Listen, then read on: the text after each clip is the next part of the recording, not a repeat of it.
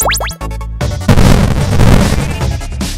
guys, and welcome to the Press Start Discussion Lounge. Today we're going to be talking about multiplayer games and our experiences online. I'm Noel, here with Laura, Shawn, and Naj.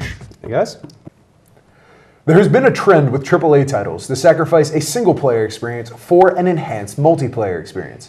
Some games have a shorter campaign, for example, Medal of Honors, the Call of Duties, and Battlefields, while others cut the single-player right out of the mix, like Counter-Strike, Team Fortress 2, and Plants vs. Zombies Garden Warfare. Then there are those who decide to merge and muddle the lines of single-player and multiplayer. Franchises like Left 4 Dead and Borderlands led the last console generation, and lately, Titanfall and Evolve. Is the muddling of single-player and multiplayer games something you are excited for or cautious of? We'll begin our discussion with Laura. All right, I actually think it's something we should be excited for. I'm not a huge multiplayer person myself, but I have quite a few friends that play, especially like first-person shooters and other games of that variety that they play online to the point where they pretty much skip campaign altogether to begin with. So why spend the time creating it if people aren't using it? Obviously, they feel that people aren't using it enough, and they're concentrating a lot more on the multiplayer. So I think it's a great thing. I think it's cool, and yeah. Shawn. She said a lot of what I was going to say, really, but like in regards to game design and just allocating your resources, it looks like a good idea where games are separating a multiplayer from their single player. Like, for instance, take Team Fortress 2. They didn't even bother with a campaign, and look how much they were able to expand that multiplayer out into its full-blown universe. It doesn't even need a story. It had, like, the users create their own story with it. And I'm looking forward more to just seeing games that sort of muddle that, or just, why bother with a single player if it's going to take time and money and it's not really going to be anything all that well developed if people aren't even going to play it that much. I remember, like, for instance, looking at, I think Gears of War 2 in particular, the multiplayer to single player ratio, I think 42% of the people that played the multiplayer also played the single player. It was something like that where it's like over half, so a significant number of people aren't playing a single player. So I'd rather see some more solo single-player games and solo multiplayer games. All right, well, I was among that 42%. What do you think, Nash? What has happened to single player? Like, seriously. Gone are the days of, just going home and sitting home getting a good story, and now you get a game and you rush home and you want to play online with your friends. And that's something that I'm kind of discouraged about because I'm more of a story guy. I want to be told a story, and I think where the money is made today, I think you need to create a game that tells you a good story, like L.A. Noire, Grand Theft Auto 5, along those lines. And I just think multiplayer has just become like epidemic, and Call of Duty and Battlefield gives us, that mindset that a game has to have multiplayer to succeed, and I don't think that's the case, because I think if you tell a good story and you have character development, that you can have a game that has a good single player. So that's very, very, very nicely said. I agree with all of you. I do have friends who don't play the Call of Duty campaigns, for example. Which one of my is a friends. shame. Which is a shame, because Black Ops 2 had one of the best campaigns. Ghosts was really good too.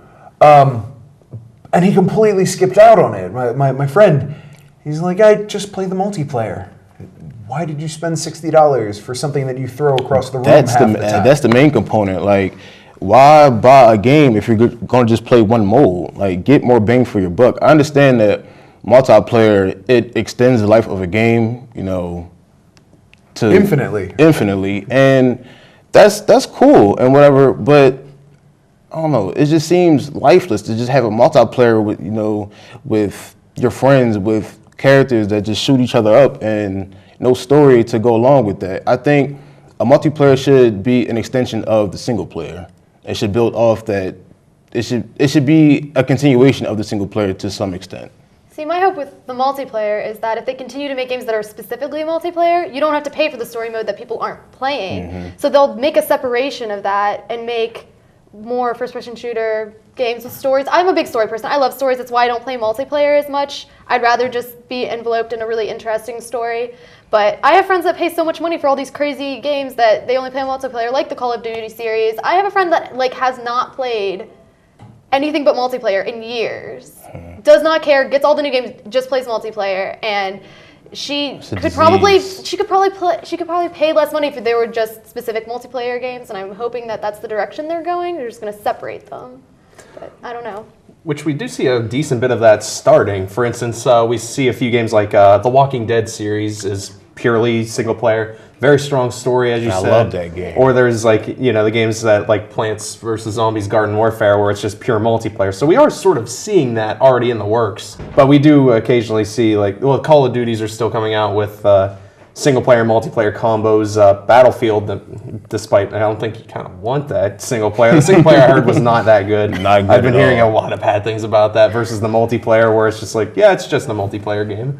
See, I disagree. I enjoyed the Battlefield campaign. I view it as an action movie. They're not always going to do the best. For example, the latest Die Hard, which was Live Free Die Hard, I believe, was an action movie. It was mindless. It was fun. Went to the theater, watched a movie for an hour and a half, and it was great. But Naj, you said something earlier about multiplayer games and single player games and how gone are the days where you actually have a long story. And we see in these new Call of Duties and the new Battlefields, in the Medal of Honors, I beat the latest Medal of Honor, I believe that was Warfighter, in about 4 hours. And the same thing goes for Modern Warfare 3. They're just kind of like extended movies. With that being said, you began to answer this question, but do you guys think those major franchises are going to start cutting out their story mode, or do you think there is enough of a market for single player that they're still going to keep churning out stories along with the multiplayer? I think it depends on the type of game. A lot of these war-oriented first-person shooters and things like that, I don't know if people really appreciate the stories as much anymore. There are so many people I know that don't seem to appreciate it. So maybe for those games in particular, they might do that, but not for all games. It is definitely based on the genre. Like, if you compare Call of Duty to something like Grand Theft Auto, like, before GTA Online, we were all content with playing Grand Theft Auto, just, playing around. There's still lots of people playing that through the just play it by story. themselves. And I think with GTA Online, when they announced it, at the end of the summertime, I think it brought a lot of people that weren't fans of Grand Theft Auto into the mix because, it's multiplayer and it's going to, change the game. And honestly, I think GTA Online was kind of a disappointment. I mean, in my opinion, I just think it was just so overhyped and it didn't live up to its expectations at all. At launch, I'd say I agree. That launch was terrible. It was interesting at launch. They've added a lot more content, so they're trying to get those players back. But the thing with me, I just think that GTA Online is dead to me because so many people glitched the system, and there's so many people that already have $1 billion already, and they could buy anything they want. And I understand it's a ranking system, you still have to unlock stuff to buy stuff, but I don't know. I just think that with a game like Grand Theft Auto, that it could sell itself without the multiplayer. I think the multiplayer kind of ruined the essence of that game as a whole, just because of the launch itself and just, I don't know. It didn't feel like a Grand Theft Auto, a regular Grand Theft Auto to me. It just felt like the multiplayer ruined it for me. Okay.